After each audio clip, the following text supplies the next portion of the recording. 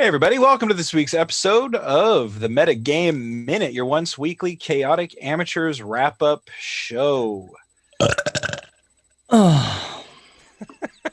Thank you, Dashel. You're welcome. That is a compliment to the chef, Alex. Well done. I'm full of adventure. I'm full of adventure. That's great. So this is like really fun episode. We, of course, kind of picking up where we left off last week. Is this going where everybody thought that it was going to be going? How fun is it to kind of use, I don't know, I guess like our cursory knowledge of the mansion to kind of like cut these guys off or try and beat them up or whatever. Things aren't going exactly, I think, as easily as we had all planned. I think that no, we got this in the bag. Yeah, maybe we're split up. if Wolf wasn't Wolf, we might have had an advantage going into this thing. No. You might be right. But... No. We have an advantage because Wolf is there. That's your advantage. So, well, let's go ahead and take it around the horn and let's get some thoughts and things about what we're doing, what's going on with the party, starting with Wolf. What? Oh, yeah. I mean, you know, I want to play the barbarian as you would play a barbarian. So he's got this, you know, rage lust, and you know he heard about intruders, and to him that's like, I'm gonna get some conflict. And, you know, if we would have planned it perfectly, like we would have set up like an ambush, but the character isn't thinking like that when you go into a rage. And I just thought character wise, he's going to do what he's going to do. He's going to go charging into battle, right? He wants to do his God, you know, glory or whatever. So yeah, he's excited to get some action, even though it didn't start well for him.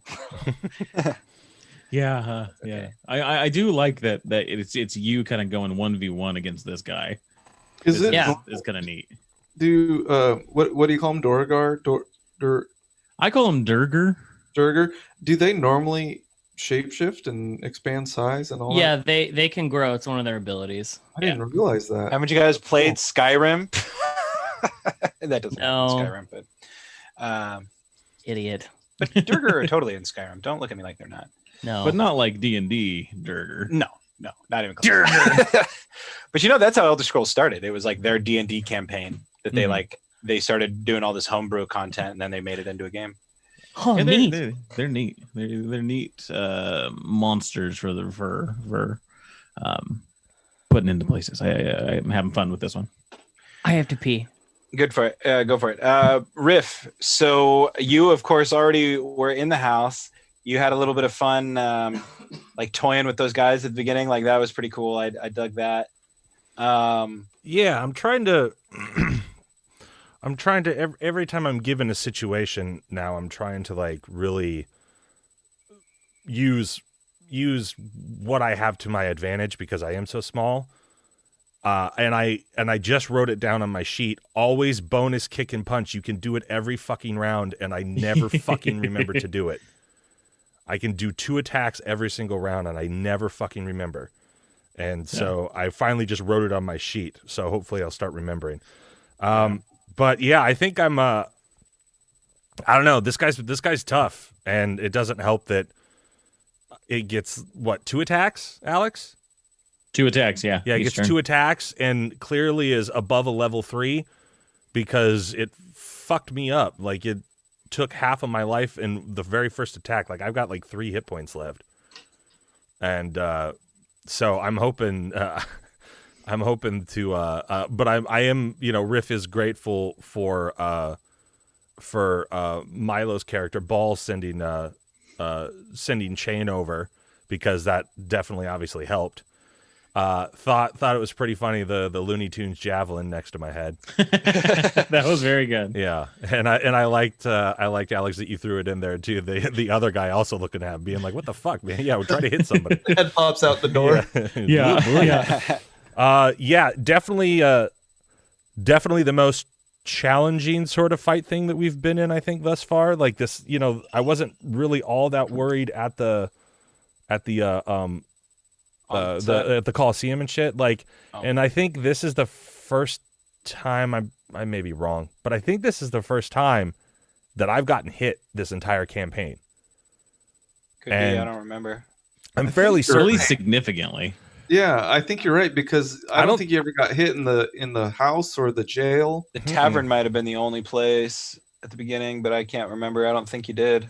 No. Because you were doing some work with the other stuff. Yeah, I in think there. maybe the tavern I did, but like that, I think it was also just because they knocked me out or whatever. But yeah, like this is the closest I've come to like going down and shit like that, and I'm a little worried. I'm not gonna lie. Yeah. Yeah.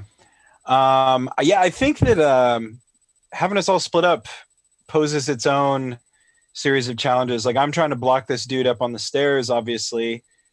But like, you know, Zephyrus literally weighs like barely 100 pounds as an air genasi. So he's not overly bulky or anything like that. You know, I'm not exactly sure what's going to happen up here once Board comes barreling up. But this is kind of a fun little like blowback on how I've been playing Zephyrus, which is like totally just talking about the wealth and talking about the house that's out there. Yeah, this come back to bite you for sure. Yeah, but in a way, it means it's working. So if people are trying to rob me, we don't have to go out and farm if they come to us, baby. Like we're gonna be level 20 before we get out of this house with all the robbers on their way. Yeah, Bard and Board, they specifically asked you if you were staying the night in town, and you said that you might be. You said that you probably were. Nice. I forgot. That's all my about that. DM metagame minute there for you. Is yeah, they were casing you when you showed up. Nice. I dug that. That's what's funny too. Is Scory, you know, he goes, did you invite these guys? And I was like, oh shit, did I? Because I totally invited Adrian. I was like, you can call on our generosity in a day. But that's, you know, I was thinking like, fuck, maybe I did. But then if I did, I'm sure like Willem would have answered the door. They'd be having tea and cookies in the smoke room or something, not in the library, like talking about stuff. But yeah, so I'm really digging this. I kind of always, it feels like, I don't know, like almost like what they call like a submarine episode on TV. You know, you got the closed set of like, all right, we're not going, you know, to another location to shoot. We're filming on the set. We're keeping the budget tight. Like, I don't know. I like doing the house stuff, and this is fun. We got to use it to our advantage. All that. Anyway, let's go on to Caleb. Yeah, I don't have a lot to say. One thing is I am upset that we have stayed at this place now at least one night, if not more. Mm-hmm. And we still haven't bothered checking in the vault. And these robbers, their first time in, go straight for the vault. So that's something I think we should explore after we beat them. There's a metagame. I'm busy. Yeah. And the other thing is I think Scory's frustrated. He's used to a boat, a confined space, where he can get from point A to point B, one end of the ship to the other end of the ship, and address whatever it is. Right. Quickly. He's having a hard time, and it's really frustrating that he has taken 2-3 turns just for movement and still hasn't hit anything. So he's eager to get his machete wet, I think. As sexual as that sounds, I'm sorry. Get your machete wet, baby. Yeah. That should be a t-shirt. But yeah, that's kind of where I'm at, where Scory's at. I want to explore those nooks and crannies that we haven't done yet. And we might need to get my machete wet. Ball.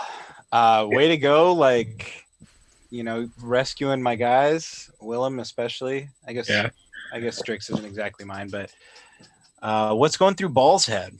Yeah, as I was just kind of like listening to Alex talk and stuff, when I heard inside it was they were speaking Dwarvish, my immediate thought was, oh, Willem has friends and he's just robbing Zephyrus now. That was my immediate thought. But then when it obviously wasn't that, it was some other baddies. Yeah, it was interesting. One thing I wanted to talk about, since this is the metagame minute, is I felt like really meta about trying to flank them, but I was thinking about it, I was like, no, Ball is very intelligent. He's already searched this entire house.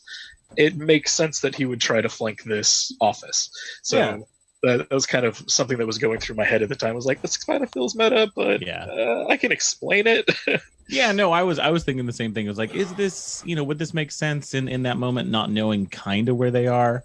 But I think it does with the way the layout is. I think it makes total sense. And I think Riff said that that she was by the office, if I remember right. Yeah. Knowing about where Riff is, that's a good way to get to Riff if somebody's already going the other direction. Yeah. I just felt kind of weird about it, but at the same time, I was like, well, Ball has high intelligence. It makes sense. Yeah. Like if you were playing, if this was like a Counter-Strike map and you saw us go down that one hallway, it would make total sense that you would go the other way, especially if you knew that it was a hallway that led that way, So yeah, that was kind of one thing that I thought was kind of an interesting moment. The other thing is getting to play with Chain's abilities is really cool, and being able to send him off and do stuff and protect friends and things, and it's canon that he can open doors now. So. Yeah, that's convenient. I mean, it makes sense. He does have arms. They're just little, like, dinosaur arms. I imagine, like, he kind of, like, pushes onto the door and puts some weight into it to kind of open it up, or just rolls right through. I'm not sure. I do have a meta question before we go into the thing, if that's okay, Alex. Sure. It's about one of Chain's abilities. No, it doesn't work the way you're thinking. I want it to, though. No, what is it? Repair. He can do it 3 times a day. The magic mechanism inside the defender restores 2d8 plus 2 hit points to itself or to one construct or object within 5 feet of it. Can I heal people? If they're a construct, I can heal myself. Yeah. Okay, but I couldn't heal Riff. No, unless you made Cyber Riff. Okay. We can talk about heal that. Cyber Riff, yeah. Yeah, turn him into a Warforged. We're gonna need to after he gets chopped up this next episode. I like this new arc. Cyborg Riff. Yeah, dude. Yeah. It's like Metal Gear Solid. He's got chucks for arms and chucks for legs and chucks for chucks. He just lays limp on the ground all the time. I have to carry him on my back. Yeah. But once he starts spinning, you can't stop him. It cuts everything in its path. Then I have to launch him like a frisbee. Yeah. He's like General Grievous in Revenge, but with nunchucks, just like spinning. That was a lot funnier than you guys made it seem like. So thanks for being on there. I think that's a good enough place to. I don't think you get to decide that. I think you get to shut up. No, just kidding. I do it to myself. It's the dad jokes coming out full force. But I think that's a good place to wrap up this metagame minute. This has been a lot of fun. Our longest one yet. One of them for sure. Yeah, it's over 15 minutes. I think we did one last week. There was like 20 minutes, but 13. Let's go beat the Bobos. Come on. Yeah, let's go do it. I'm excited. So anyway, we'll get back to it. Thanks, guys, for checking out the Metagame Minute, the weekly Chaotic Amateurs wrap-up show, available for free every Thursday, wherever you get your podcasts. Hey, come back Monday and find out what happens in the mansion Chateau de Magnus and figure out how we get out of this pickle. Grab a sword and keep on adventure.